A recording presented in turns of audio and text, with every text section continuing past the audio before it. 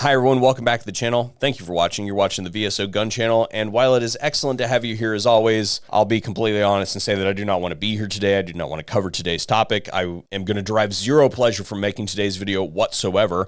However, I think that it is important to do so, and I feel compelled to make today's video because there is an important message and lesson that should not go unversed. And if you don't know what it is I'm talking about and you completely missed the thumbnail and the title, then we as a community have sustained another injury in the form of one of our ballistic filming crews.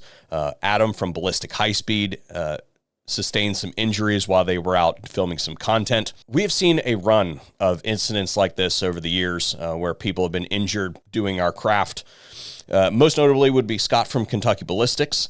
And while Scott's injuries were almost certainly the result of fraud, in this instance, Adam's injuries are almost certainly the direct result of too much government. This is what happens when regulators act on an emotional basis with no firm understanding of the things that they are regulating and or the downstream effects of the regulations that they are imposing, because they've got some kind of mental gymnastics that they went through to get to the imposition of a regulatory environment that they think is going to provide positive outcomes, when in reality, all they are doing is making things more dangerous. Just like if you take your thumb out of your butt and put it in the cookie dough, some people might get sick. Incompetent people in positions of power that are writing regulations because whatever special interest out there thinks that things are scary and shouldn't be available to other people, or have come up with some kind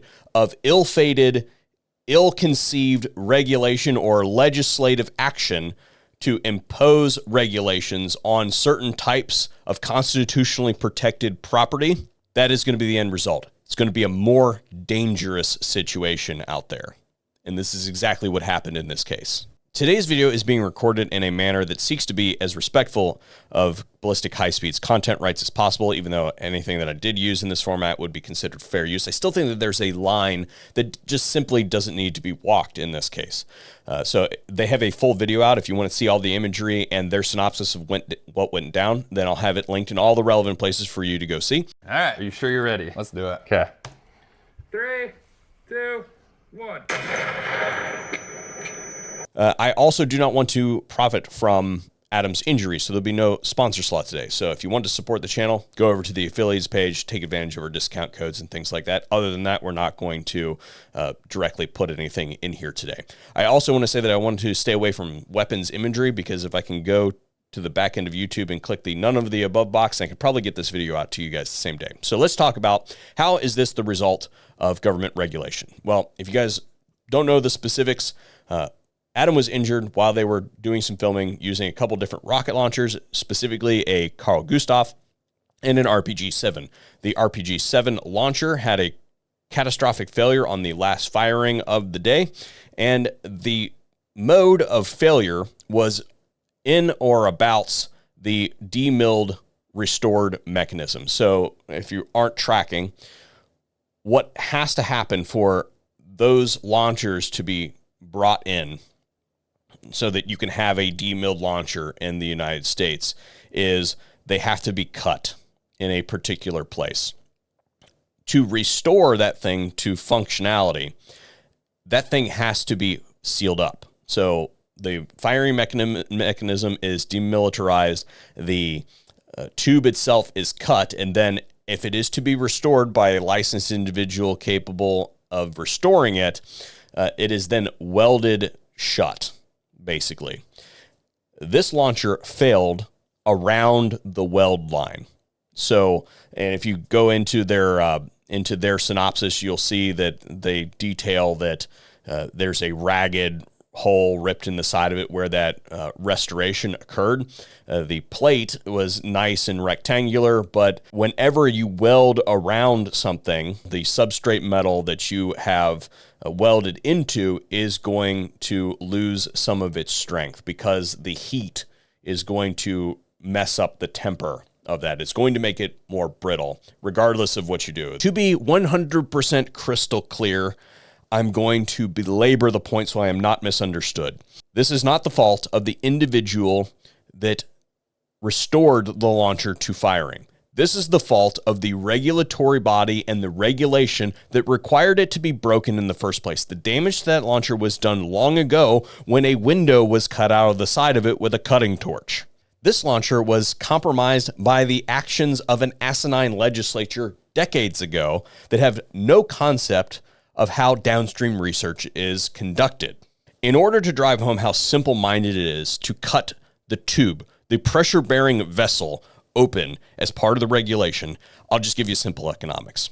Each launcher is roughly $2,500, give or take, right? However, each individual rocket is a destructive device, bearing its own NFA regulations, and each rocket costs about $3,500.